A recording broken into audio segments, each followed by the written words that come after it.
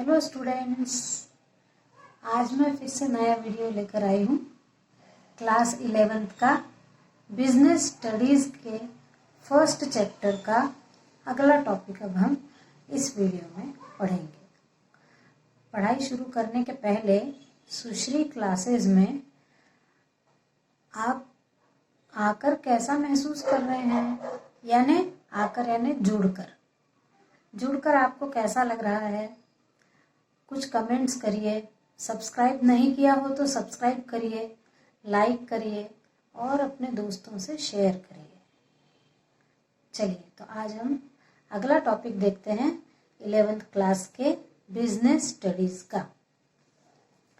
हमारा first chapter है व्यवसाय की प्रकृति एवं उद्देश्य और इसका हमारा अगला टॉपिक है क्या अधिक से अधिक लाभ कमाना व्यवसाय का उद्देश्य होना चाहिए।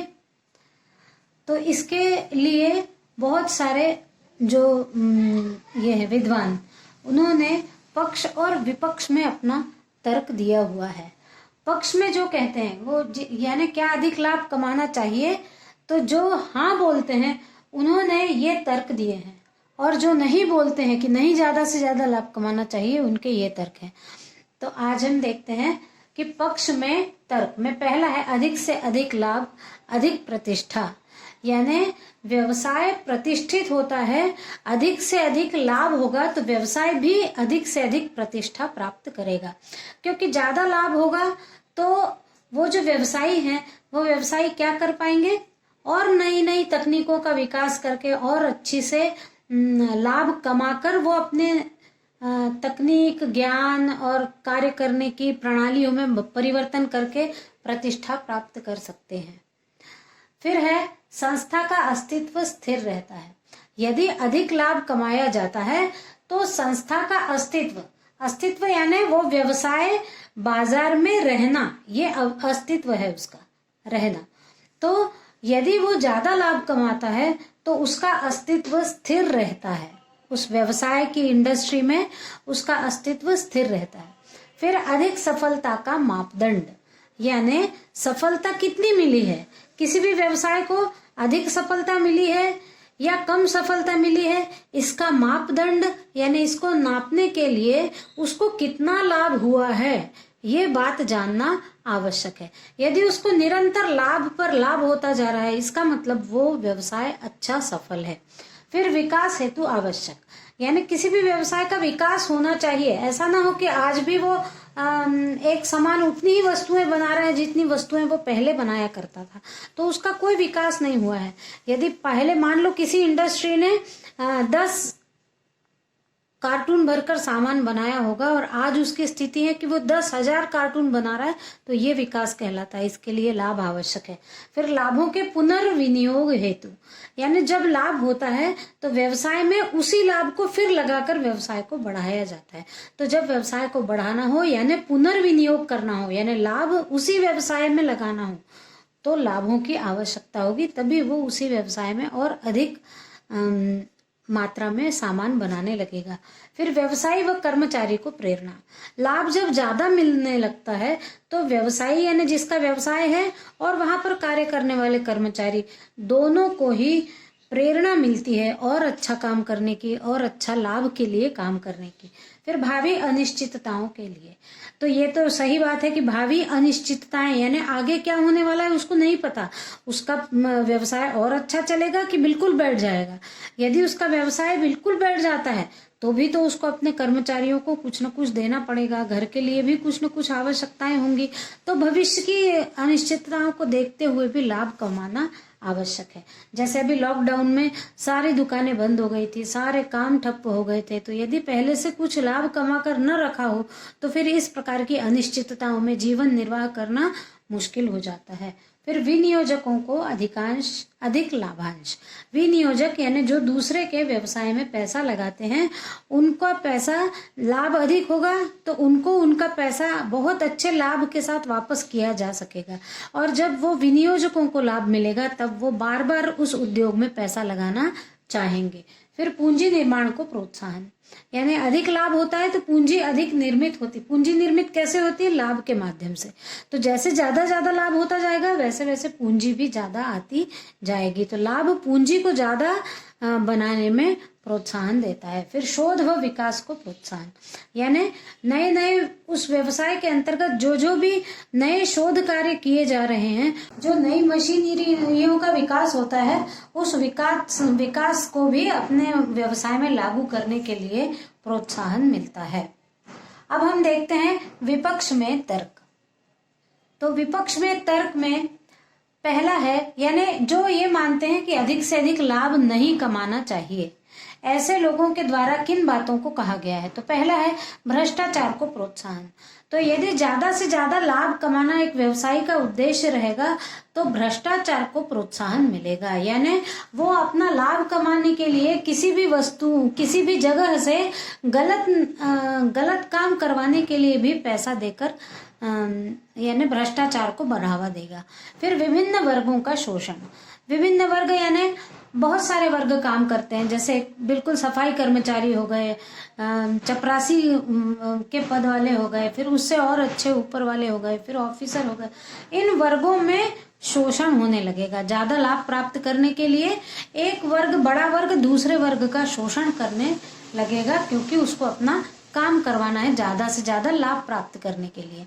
फिर तीसरा है वर्ग संघर्ष, अमीर व गरीब के बीच खाई। वर्ग संघर्ष यानी अमीर और गरीब, ये दो प्रकार के वर्ग हमारे देश में हैं, और हम देखते हैं कि निरंतर सरकार की नीतियों के कारण जो अमीर है वो अमीर होते चले जाते हैं, लेकिन जो गरीब है वो गरीब होते चले जाते हैं। तो ये जो अमीर और गरीब के बीच की खाई है वो निरंतर बढ़ती चली जाती है और उनके बीच में संघर्ष भी होने लगता है। फिर सामाजिक हित के विपरीत, ज्यादा लाभ कमाना सामाजिक हित के विपरीत है, क्योंकि जब कोई भी व्यवसायी ज्यादा लाभ कमाना चाहेगा तो वो वस्तुओं का मूल्य ज्यादा रखेगा, और जब वो वस्तुओं का मूल्य रखेगा तो समाज के प्रत्येक वर्ग के लोग उन वस्तुओं को नहीं खरीद पाएंगे। तो कुछ लोगों का तो विकास हो जाएगा, लेकिन कुछ लोगों का नहीं हो पाएगा, क्योंकि वो वस्तु नहीं खरीद पाएंगे। फिर आर्थिक असमानता में वृद्धि। आर्थिक असमानता यानी अमीर और गरीब जो है, कुछ लोगों को ज्यादा पैसा मिलता है, कुछ लोगों को कम पैसा मिलता है। ये जो असमानता है हमारे देश में, इसमें अधिक लाभ के लालच में वृद्धि होती चली जाएगी। फिर व्यक्तिगत स्वार्थ की भावना में वृद्धि।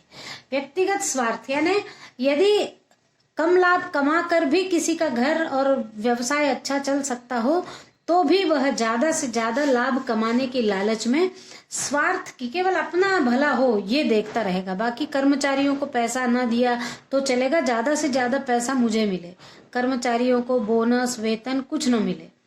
तो इससे क्या होता है, ज्यादा लाभ कमाने से व्यक्तिगत स्वार्थ की भावना बढ़ जाती है। फिर है सेवा भावना समाप्त। लोगों की सेवा करने की भावना उसकी समाप्त हो जाएगी, क्योंकि उसके व्यवसाय का उद्देश्य लाभ कमाना होगा ज्यादा से ज्यादा। फिर है अस्वस्थ प्रतिस्पर्धा का जन्म। अस्वस्थ यानी एक बाजार है तो बाजार में प्रतिस्पर्धा तो होती है, क्योंकि एक वस्तु को बेचने वाले कई लोग होते हैं और उन लोगों में, उन विक्रेताओं में प्रतिस्पर्धा बनी रहती है। लेकिन यदि ज्यादा लालच हो और ज्यादा लाभ की कामना हो तो ये प्रतिस्पर्धा अस्वस्थ हो जाएगी, यानी गलत तरीके से लोग अपने माल को झूठा झाटा कहकर बेचेंगे। तो ये जो है वो अस्वस्थ प्रतिस्पर्धा के अंतर्गत आएगा। फिर कर्मचारियों व ग्राहकों की उपेक्षा। कर्मचारी और ग्राहक इनकी उपेक्षा की जाएगी। ग्राहकों का भी नहीं देखा जाएगा कि कौन खरीद पाएगा कौन नहीं खरीद पाएगा। कर्मचारियों के भी कार्य की वैल्यू उतनी नहीं रह जाएगी जितनी होना चाहिए। और फिर 10वां है मानवीय और सामाजिक मूल्यों का पतन, यानी जो मानवीय मूल्य हैं, है ना, उनका और जो सामाजिक मूल्य हैं उनका पतन हो जाएगा। मानवीय मूल्य यानी जैसे किसी दूसरे के लिए हम कुछ करते हैं, सेवा की भावना है, या लोगों को दृष्टिगत रखते हुए वस्तुओं का निर्माण करना, वस्तुओं का मूल्य स्थापित करना, और ऐसा मूल्य स्थापित करना कि मनुष्य जाति के लिए आवश्यक सारी सुविधाओं को प्रत्येक मानव उपयोग कर पाए। लेकिन ज्यादा लाभ कमाने वाले इन बातों पर ध्यान नहीं देते। ये थे अधिकाधिक लाभ कमाना व्यवसाय का उद्देश्य हो या नहीं, तो ये उसके विपक्ष में तर्क हैं। अभी हमने ये देखा कि क्या अधिक लाभ कमाना व्यवसाय का उद्देश्य होना चाहिए। तो इसके लिए हमने पहले देखा कि अधिक लाभ कमाना व्यवसाय का उद्देश्य होना चाहिए, इसके पक्ष में तर्क और विपक्ष में तर्क हम देख चुके हैं। और इसके बाद ये कहा जाता है कि व्यवसाय में पर्याप्त लाभार्जन आवश्यक है। इसका मतलब ये है कि न बहुत अधिक लाभ हो और न बहुत कम लाभ हो, लाभ पर्याप्त होना चाहिए। तो किस मानदंड से पर्याप्त होना चाहिए? तो यहाँ ये कुछ बातें दी गई हैं जिनके लिए लाभ पर्याप्त कमाना आवश्यक है, तभी वो व्यवसाय आगे चल सकता है। तो इसमें सबसे पहले है भविष्य में व्यवसाय को बनाए रखने की लागत।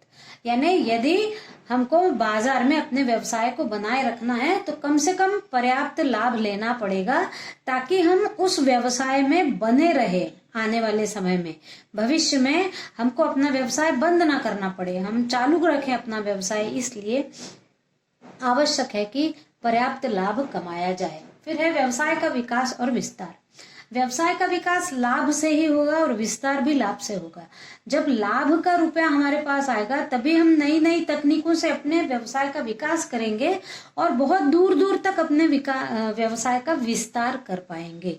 इसलिए एक पर्याप्त लाभार्जन करना आवश्यक है। फिर साहसी को अभिप्रेरणा। साहसी जो होता है, जो व्यवसाय में अपना पैसा लगाता है, वो साहसी कहलाता है। और उस साहसी के लिए आवश्यक है कि उसको आगे व्यवसाय चालू रखने के लिए प्रेरणा मिलती रहे। वो प्रेरणा किससे मिलेगी? जब उसको पर्याप्त लाभ प्राप्त होगा। फिर है प्रतिष्ठा में वृद्धि, यानी जितना ज्यादा लाभ उतनी अच्छी प्रतिष्ठा। तो प्रतिष्ठा को बनाए रखने के लिए भी लाभ पर्याप्त होना आवश्यक है। फिर है कुशलता का मापदंड, यानी किसी भी व्यवसाय का कुशलता पूर्ण संचालन किया जा रहा है, वो कैसे समझ में आता है?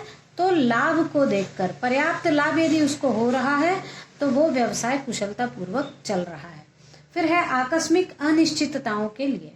हम ये नहीं कह सकते कि आज हमारे व्यवसाय की क्या स्थिति है और कल हमारे आने वाले कई महीनों में हमारे व्यवसाय की क्या स्थिति रहेगी, हम ये नहीं बता पाएंगे। इसलिए लाभ को हमेशा पर्याप्त मिलते रहना चाहिए, ताकि आने वाले आकस्मिक समस्याओं के लिए पर्याप्त धन पास में हो। फिर है नवाचार संबंधी कार्य। जब पर्याप्त लाभ होगा तभी जो नए नए व्यवसाय के अंतर्गत नए नए शोध कार्य होंगे, नई मशीनरीज आएंगी, उनको अप्लाई किया जा सकेगा लाभ के द्वारा। फिर है विनियोगकर्ताओं को पर्याप्त लाभांश, यानी जो दूसरों के व्यवसाय में पैसा लगाते हैं उन लोगों को जब पर्याप्त लाभांश मिलेगा तभी वो आने वाले समय में भी उस व्यवसाय में बार बार पैसा लगाने के उत्सुक रहेंगे, क्योंकि उनको लाभांश अच्छा मिला हुआ होता है। इसलिए तो आज के वीडियो में बस इतना ही। धन्यवाद।